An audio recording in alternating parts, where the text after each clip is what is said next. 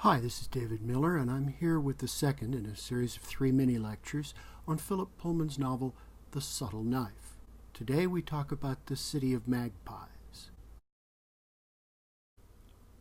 The opening chapter begins in Oxford again, but this time it's the Oxford in our world, and it introduces us to a new character, Will Perry, a boy Lyra's age who is already parenting his mentally ill mother. Will finds a window opening onto an alien world, a Mediterranean city that at first seems completely deserted. There he meets Lyra, who wandered into this world when she crossed the bridge at the end of the first volume. Chapter 2 finds Serafina Pekkala isolated by the blast and fog created by Lord Asriel's explosion. She rejoins Lee Scoresby and her clan back in the witches' home of Lake Enera. After a council, he departs for Nova Zembla to seek out Stanislaus Grumman, and a fleet of witches, led by Serafina, departs to seek Lyra in the Cittàgazze world. This first pair of chapters is balanced by a final pair. Lee Scoresby, with John Perry, traveling into the Cittàgazze world in search of Will and Lyra, followed by Will's mountaintop encounter with his father and Lyra's abduction. These matched pairs frame 9 chapters organized much the way the Golden Compass was, in 3 sets of 3. The first cluster follows the adventures of Will and Lyra as they travel from the Cittàgazze world back into Will's Oxford to consult with a scientist, or experimental theologian, as Lyra says. There they meet 2 new characters, the mysterious Sir Charles Latram and the physicist, Dr. Mary Malone. The final chapter ends with Will and Lyra back in Cittàgazze as Will reads the letters from his father that drew so much interest from government agents back in Chapter 1. This trio of chapters is balanced symmetrically against another one, in which scenes featuring Will and Lyra in the Cittàgazze world once again frame Mary Malone's encounter with Sir Charles and her breakthrough in communicating with dust. This symmetrical pair of chapter sets frames a central cluster focused on Will and Lyra as they shuttle between worlds, fighting to gain possession of the subtle knife and then using it to recover the alethiometer from Sir Charles. These carefully arranged sets of chapters, focused on the central plot line, are divided by chapters that follow the exploits of Lee Scoresby in Nova Zembla and the witches in the Cittàgazze world. These chapters form a complex pattern, connected with the outside framing pairs that open and close the volume.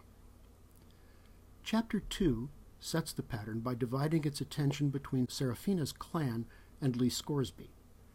Chapter 6 follows up with a similar division, following Lee to the observatory where he learns more about Grumman and the witches in the Cittàgazze world, where they learn about specters and angels.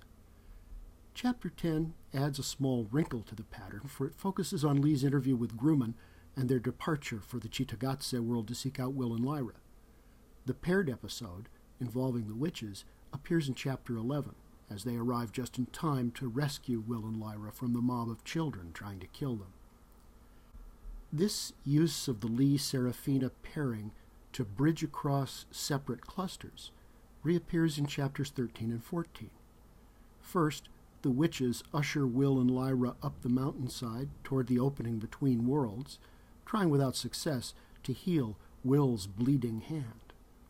Meanwhile, Lee and John Perry make it just to the threshold of the Cittàgazze world before they are overtaken by Muscovite soldiers, and Lee gives his life to hold them off, while Perry makes his way to his rendezvous with Will. This pattern links the solo interval chapters, 6 and 10, to the inside chapter of each framing pair. It completes a complex, elegant arrangement that builds on the simpler 3x3 structure of Volume 1, which does reappear at its core. At the center of all these symmetries, we find Chapter 8, in which Will, aided by Lyra, does battle for the knife and learns that he too has been chosen for a special destiny. He is the knife-bearer. From Peter, the illiterate servant of the Capulets, to Elizabeth Bennet with Darcy's letter, Pip and the tombstone, Bigger and Gus watching an airplane riding across the sky, Tracy and Mike on their visit to the library in Philadelphia, and Lyra with her alethiometer. Scenes of reading have offered revealing moments in every work on our syllabus. The Subtle Knife is no exception. Lyra continues to work the symbol reader, which tells her early on that Will is a murderer. But the most important scenes of reading cluster together like dust around the trepanned skulls Lyra sees in the museum. These scenes are about discovering origins. The origins of human consciousness, of which the mislabeled skulls are evidence. The origins of life itself, in dust. And Will's personal origin in the father he has never known. Chapter 4 alternates between Will and Lyra as they pursue their research projects, which seem to them unrelated, although they will, of course, converge by the end of the novel. Lyra, in the museum, asks the alethiometer about the trepanned skulls, and then outside she asks where to find a scholar. The compass directs Lyra to an office called the Dark Matter Research Unit, where she astonishes Mary Malone by reading the dust patterns on her computer screen. "But what does it mean? Can you read it?" "Well," said Dr. Malone, "you don't read it in the sense of reading a message. It doesn't work like that." But Lyra does read it. "What it says," Lyra told her, "it's saying in my language, right? The language of pictures. Like the alethiometer. But what it says is, it could use ordinary language, too. Words. If you fixed it up like that, you could fix this so it put words on the screen." When we return to Will, he has made his way to the Archaeology Institute, where he quizzes the staff about the Nunatak dig, the expedition on which his father disappeared.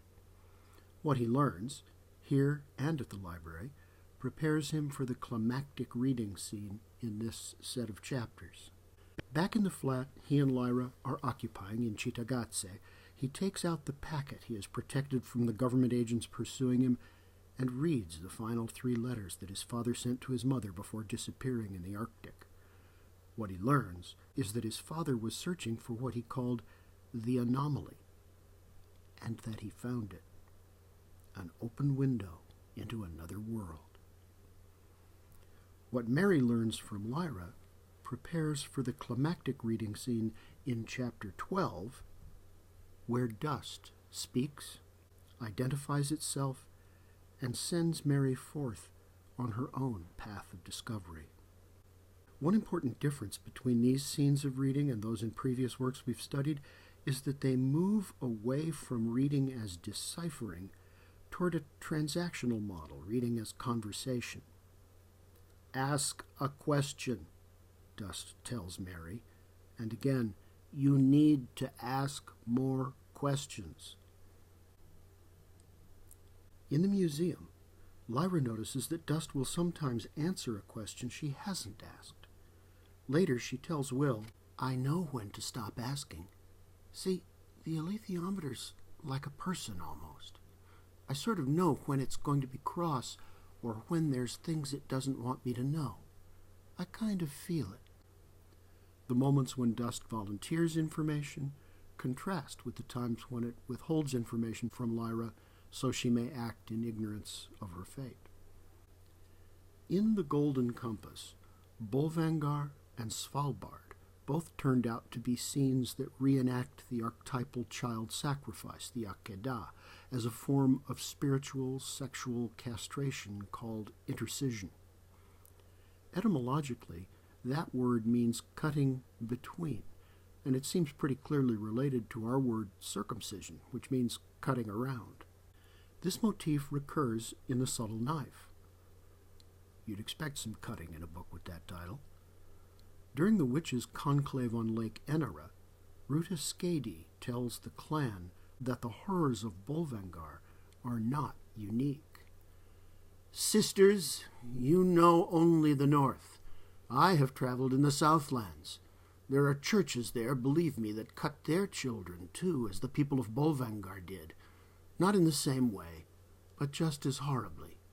They cut their sexual organs, yes, both boys and girls. They cut them with knives, so they shan't feel.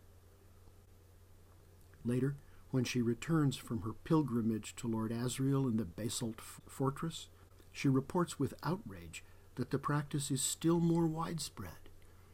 In every world, the agents of the authority are sacrificing children to their cruel god. Why? Why? The reference to cutting the children with knives does suggest that there must be some sort of relationship between these practices and the subtle knife, though just what it is may not be obvious. There are other clues as well. When Will first examines the knife closely, Lyra, looking over his shoulder, exclaims, "I seen that color before. That's the same as the blade they was going to cut me and Pan apart with. That's just the same." We saw on the approach to Bolvangar what intercision did to Billy Costa, and when Angelica tells Will and Lyra what the specters that have invaded Cittàgazze do to the grown-ups, again, it's the same thing. Well, when a specter catch a grown-up, that's bad to see. They eat the life out of them then, and they're all right. At first they know it's happening, and they're afraid. They cry and cry. They try to look away and pretend it ain't happening, but it is. It's too late. Then they get pale, and they stop moving. They still alive, but it's like they've been eaten from the inside. You look in their eyes, you see the back of their heads. Ain't nothing there. What the specters do, in other words, is like intercision for adults. So what does it mean, this equivalence between child sacrifice, the subtle knife, and the specters? We'll see more fully in Volume 3 of the trilogy, but for now we can observe that it belongs to a pattern of reversal that will replace child sacrifice with adults who sacrifice themselves to protect the children. This, too, will be fully unfolded in the third volume, but it begins here with one of Lyra's surrogate parents, Lee Scoresby. When Seraphina asks him whether he has any children, he replies, "No, ma'am, I have no child, though I would have liked to be a father. But I understand your question, and you're right. That little girl has had bad luck with her true parents, and maybe I can make it up to her. Someone has to do it, and I'm willing." This is the motive for his quest to find Stanislaus Grumman, a quest that reaches its conclusion in Alamo Gulch.